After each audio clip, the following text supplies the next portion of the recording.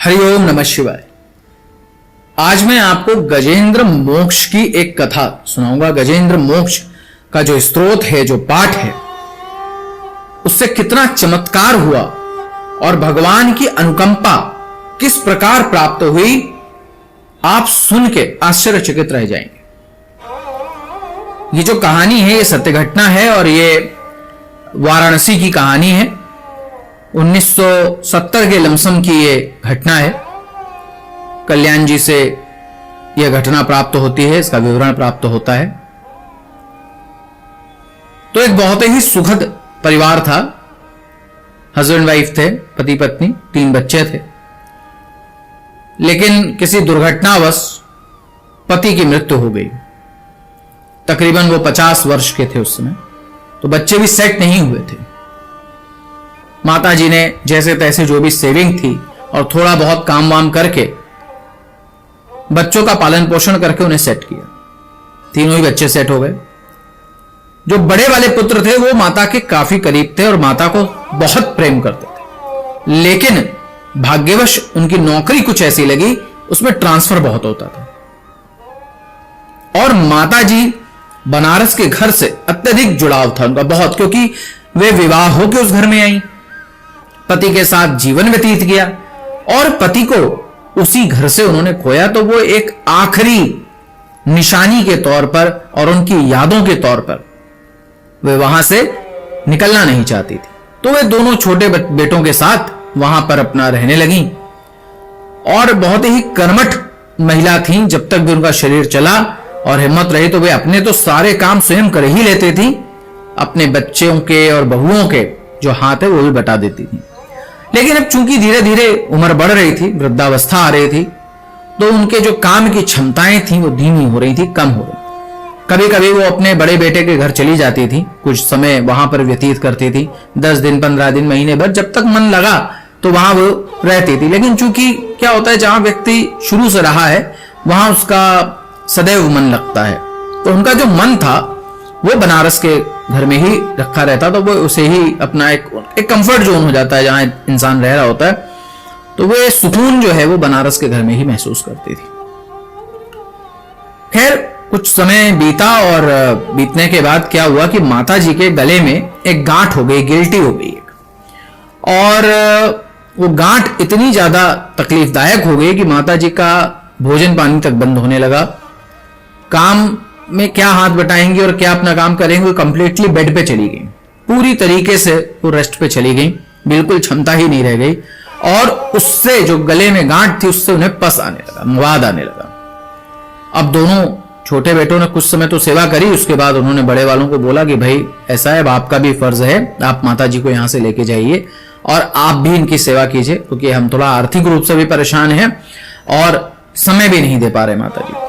क्योंकि बड़ा बेटा माता से बहुत प्रेम करता था, तो माता जी को कैसे तैसे मना के, क्योंकि वो आने के लिए तैयार नहीं थी। उस समय उनकी पोस्टिंग प्रयागराज में थी, जो पहले इलाहाबाद कहलाता था। तो वे वहां पर लेकर के आ गए और उनकी सेवा करने लगे। लेकिन उनकी स्थिति दिन पर दिन विकट और खराब होती चली जा रही थी। दवाइयों ने भी एक तरीके से असर करना बंद कर दिया था। बिल्कुल ऐसा लगने लगा जैसे अब उनका अंतिम समय आ गया।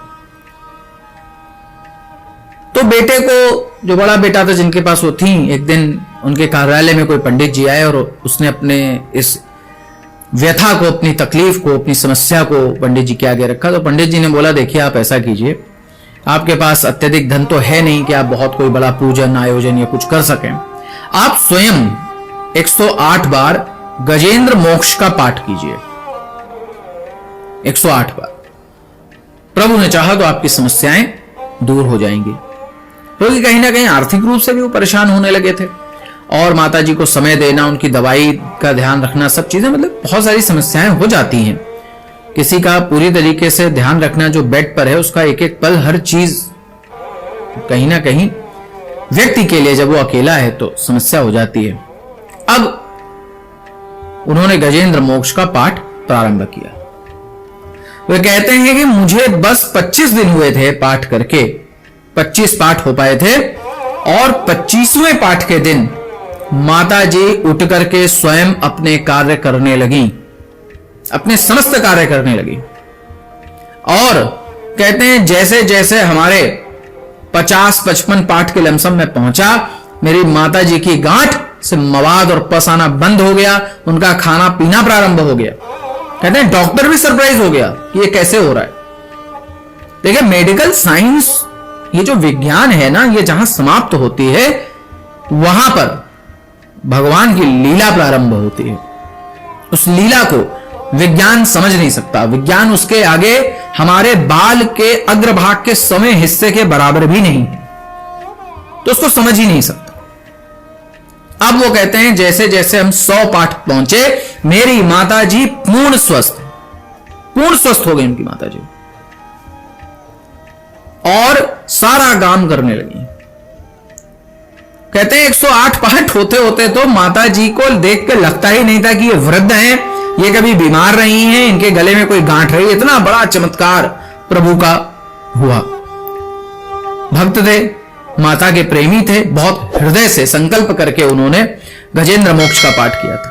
कहते हैं उसके पश्चात मेरी माता जी ने भी गजेंद्र मोक्ष का पाठ करना प्रारंभ कर दिया, और जब तक वो जीवित रही तब तक वे गजेंद्र मोक्ष का पाठ करती रही, और उस पाठ को करते हुए ही उन्होंने अपने प्राणों को त्यागा और वैकुंठ को वास किया। तो भक्ति में बहुत शक्ति है। यदि आपके अंदर भक्ति है, प्रभु के प्रति आस्था है, और आपको विश्वास है कि मेरा पूजन, मेरी चीजें मेरे कार्य को बना लेंगी, तो ये समझ लीजिए बड़े से बड़ा विघ्न भी हर जाता है। मैंने स्वयं बहुत सारे उदाहरण ऐसे देखे हैं। तो गजेंद्र मोक्ष का पाठ का अद्भुत चमत्कार ये रहा, और इस प्रकार के और कई चमत्कार हुए हैं। मैंने स्वयं, मैं प्रत्यक्षदर्शी हूं, और मैं स्वयं भी कभी कष्ट में आया, प्रभु की लीला कुछ हुई, तो गजेंद्र मोक्ष का पाठ मुझे भी बहुत आराम प्रदान करता है। तो ये सब बाबा बूबी के चक्करों को छोड़ दीजिए। इसके पास गए, ताबीज बनवा लिया, गंडे ताबीज पहन लिए, भभूत ले ली, ये कर लिया, वो कर लिया, सब छोड़ दीजिए। जो हमारे वेदोक्त उपाय हैं, भगवान की जो प्रार्थनाएं हैं, उनमें जो शक्ति है वो किसी चीज में नहीं, और ये लॉन्ग टर्म आपको आराम देता है। ये सब बाबा बूबी के पास जाके टेम्परेरी है, 4 दिन हुआ उसके बाद फिर वैसे ही है। लेकिन सुंदरकांड का पाठ, गजेंद्र मोक्ष का पाठ, बजरंग बाण का पाठ, इस प्रकार के हजारों उपाय हमारे वेदों शास्त्रों में उपलब्ध है। आप उनका सहारा लीजिए और देखिए कैसे प्रभु की लीला होगी, और आप अपने कष्ट से सदा के लिए बाहर आ जाएंगे। हरि ओम नमः शिवाय।